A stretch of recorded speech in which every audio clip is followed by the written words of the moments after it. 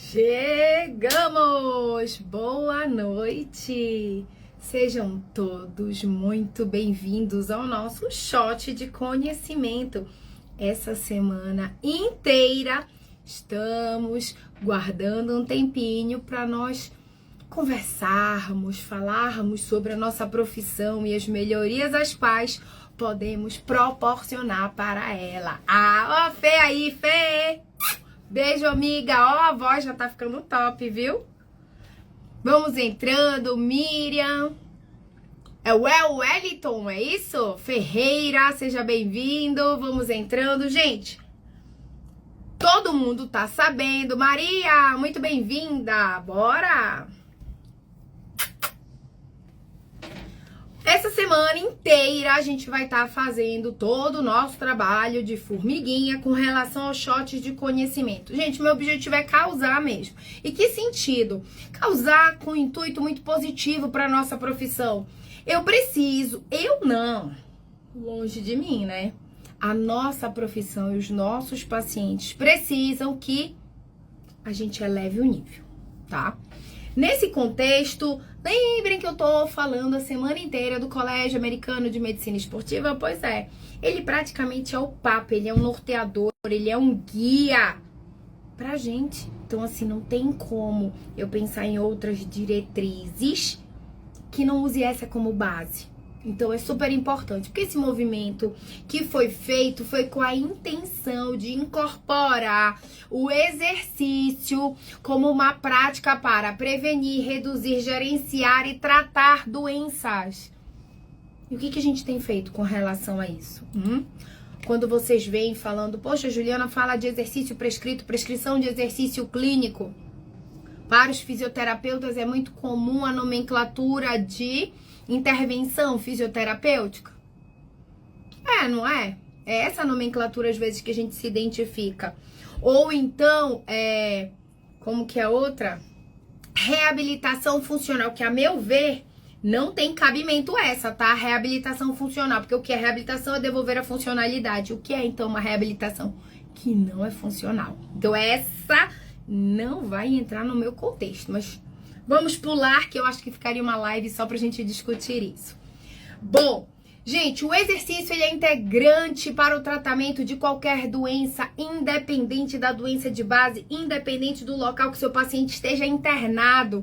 Isso quer dizer que isso não é uma realidade original do século XXI. Sinto muito se vocês acharam que eu tô falando uma coisa muito nova, mas não, ó.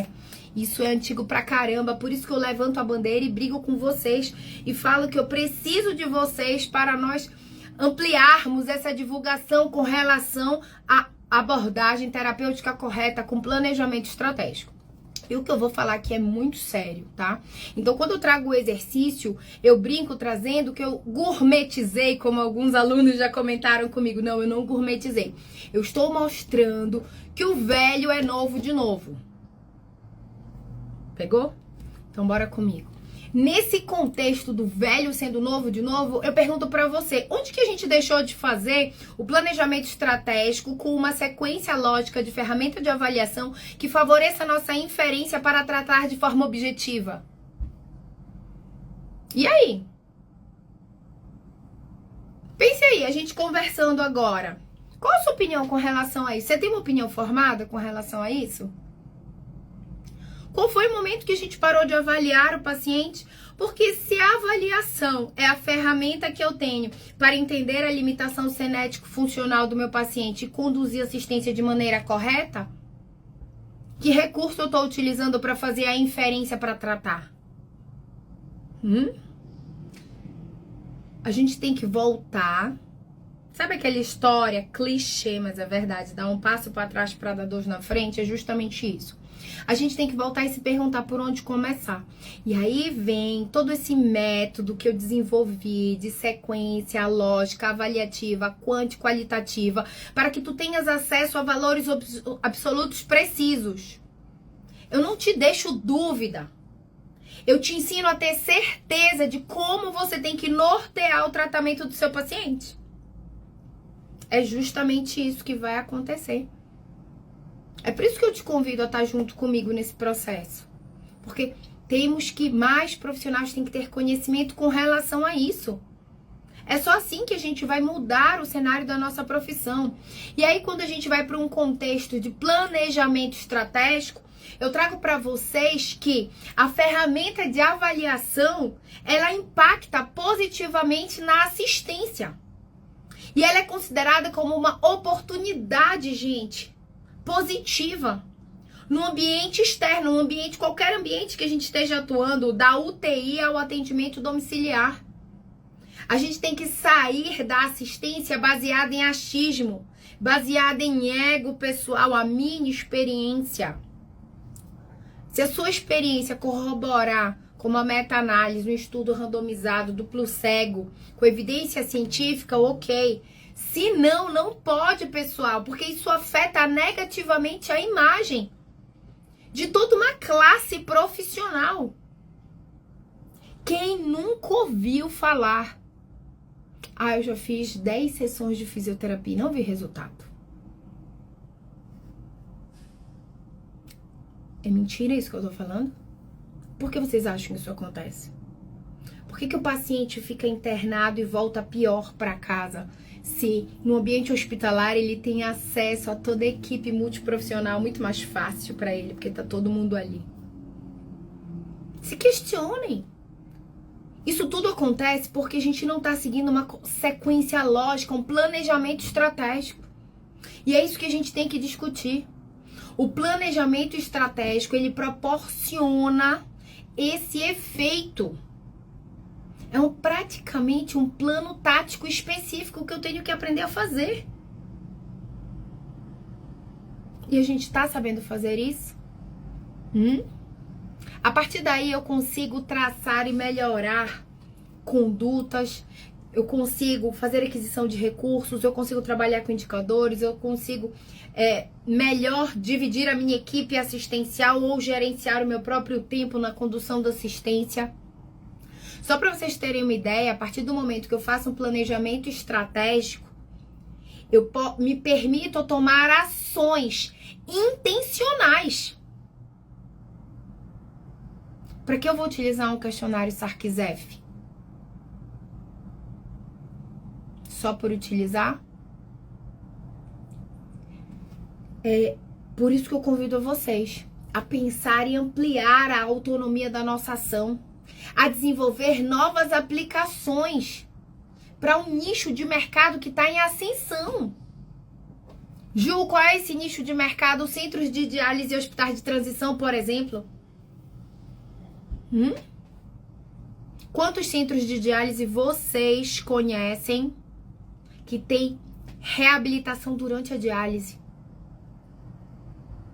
Quantos hospitais de transição ou clínicas de deshospitalização ou clínicas de transição tem no seu estado? É um nicho potencial. Para isso, eu tenho que rever uma estrutura organizacional. Eu tenho que revisar o meu sistema de reabilitação, gente. Eu tenho que parar de atuar de maneira fragmentada, com pouca representatividade. Eu tenho que melhorar meu controle gerencial. Eu tenho que permitir tomadas de decisões ágeis, precisas, objetivas, resolutivas. E quando eu falo de prescrição clínica de exercício, é só o final. Isso é mais amplo. Isso vem desde a estratégia, do planejamento, do que tu vais conduzir para o teu paciente, já traçando toda a proposta terapêutica, inclusive orçamentária, até a alta. É todo mundo que sabe fazer isso? Se eu trabalho com equipe, eu tenho que envolver os meus colaboradores na realização do planejamento estratégico. Eu tenho que desenvolver esforços no sentido de identificar novas técnicas com base em evidência científica. Eu falei na live passada. Não podemos mais realizar condutas por modismo. Tem evidência científica? Então, Vale a pena eu gastar meu tempo aí. Não tem evidência científica, é caso a se pensar se vale a pena eu gastar o meu tempo. Perceberam o quanto isso é maior? Então, assim, a internet nos favoreceu termos acesso a diversas informações. Filtrem essas informações e cuidado com o que vocês estão expondo nas redes sociais. Porque isso pode aumentar ou diminuir a credibilidade em uma classe profissional. Eu preciso ter um planejamento eloquente, baseado em ciência, para tratar. Exercício é remédio e tem dose. Atividade física é uma coisa. Exercício prescrito é uma subcategoria da atividade física. E para ele ser remédio, ele tem uma dose para tratar. Se ele não tiver dose, ele volta a ser atividade física. Ele não é remédio. Muda-se o conceito. Temos que cada vez mais discutir sobre esse assunto para a gente amadurecer mais esses conceitos. E a gente tem que entender uma coisa. Temos que conhecer o nosso paciente. As pessoas falam muito da conexão do paciente com o terapeuta, e em especial com o fisioterapeuta, acaba sendo muito próximo porque a gente tem muito contato com o nosso paciente. Não é verdade? A gente toca muito o paciente. Dependendo da fase funcional que o nosso paciente esteja, a gente abraça esse paciente, acolhe de todas as maneiras. Só que você tem que superar as expectativas dele. Você já parou para perguntar o que o seu paciente quer melhorar? O que o seu paciente consegue de fato fazer? O que esse paciente tem limitação funcional? O que é uma deficiência? O que é uma incapacidade? Qual é a sua limitação terapêutica? Será que a limitação terapêutica sua pode frustrar o tratamento que você pode oferecer para o seu paciente? Você tem consciência disso? Só sabemos isso quando a gente avalia, quando a gente sabe todas as nossas possibilidades, quando eu entendo o meu perfil de atendimento, quando eu entendo a fisiologia daquele meu paciente, a fisiopatologia, quando eu entendo de fisiologia do exercício, quando eu entendo que tem diferenças entre os gêneros biológicos para eu conduzir a minha assistência, quando eu entendo que pela senescência eu tenho predomínio de perda de estrutura músculo-esquelética de membros inferiores. Quando eu entendo que eu tenho perfis assistenciais com predomínio do metabolismo glicolítico e outro oxidativo, exemplo glicolítico, gênero masculino, e oxidativo, gênero feminino. A partir daí eu faço escolhas muito mais assertivas. Eu favoreço de maneira objetiva e precisa o tratamento do meu paciente. E desenvolvo um racional estratégico, que tem lógica, que tem um início, um meio e um fim. E trago de maneira muito bem definida objetivos e metas, que muitas vezes no contexto assistencial eles se confundem. E por que eles se confundem?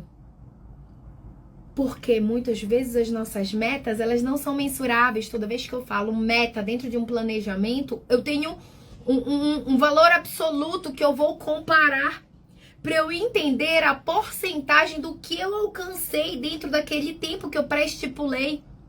Para eu entender, inclusive, se a minha proposta terapêutica está sendo eficiente para o meu paciente. Quantas vezes vocês viram isso acontecer? Quantas vezes vocês já fizeram isso?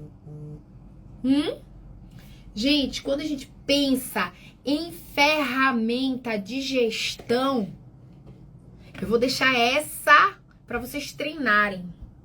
Vocês têm que pensar, por exemplo, em equipamentos, em programas pré-estabelecidos para o nicho que você atende. As pessoas têm que, de fato, saber trabalhar com os equipamentos e com os sistemas interagindo entre si e com os pacientes. E quando eu falo isso, eu estou falando em todo o contexto assistencial.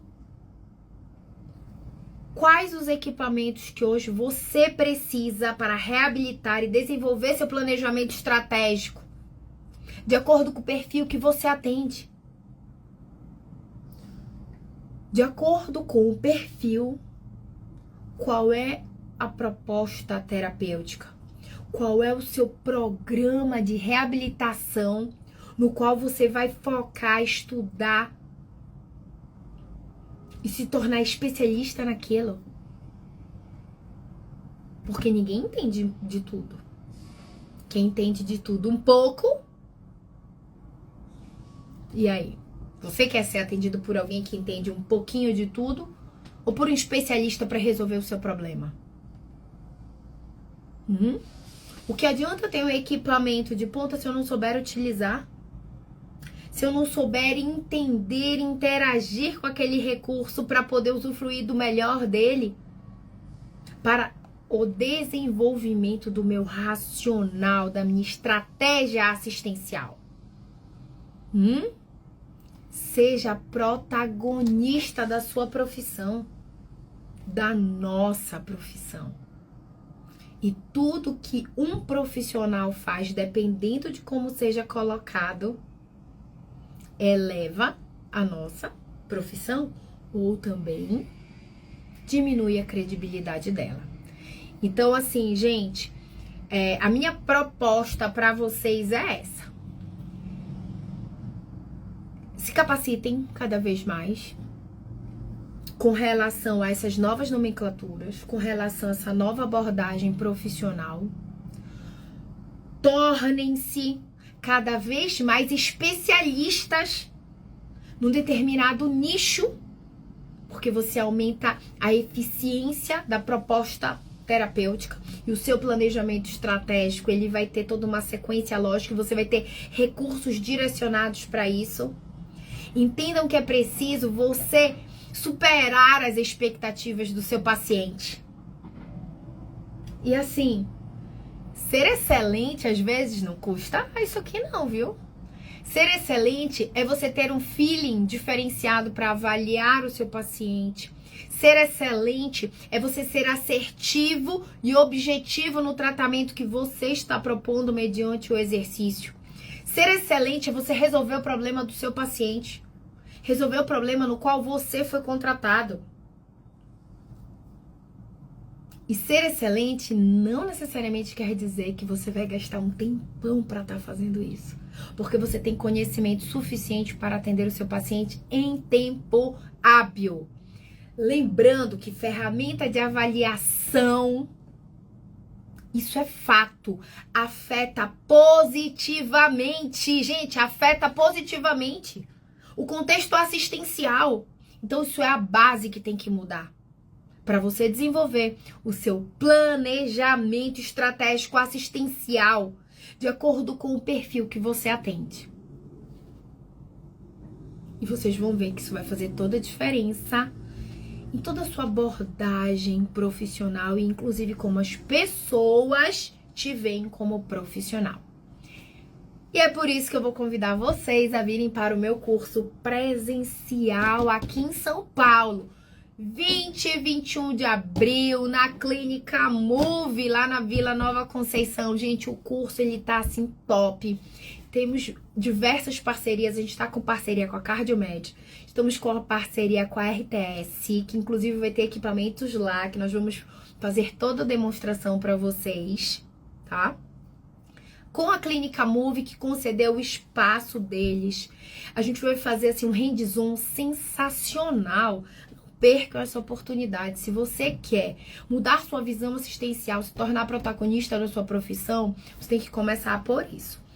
Avaliação, planejamento estratégico, entender sobre cobrança. Tem que sair daquela visão que o fisioterapeuta, por exemplo, não precisava de muitos recursos para poder atender o seu paciente, bastava o meu conhecimento, a minha experiência, as minhas mãos. Não existe mais isso. Em pleno século XXI, a gente falando disso, né, pessoal? Trabalhamos com valores absolutos precisos e eu provo isso pra você. Então venha pro meu curso presencial que eu vou provar pra você que você reabilita baseado em valores numéricos absolutos, precisos, com avaliações reprodutíveis. A partir do momento que você desenvolve planejamento estratégico, pode mudar o plantonista, pode mudar o diarista, você pode faltar. Você tem uma sequência lógica, um racional lógico, avaliativo, evolutivo, que não vai dar erro. Bora? Esperar vocês, hein? O final de semana inteiro comigo numa imersão pai d'égua. E amanhã tem mais às 20 horas. Tchau, tchau.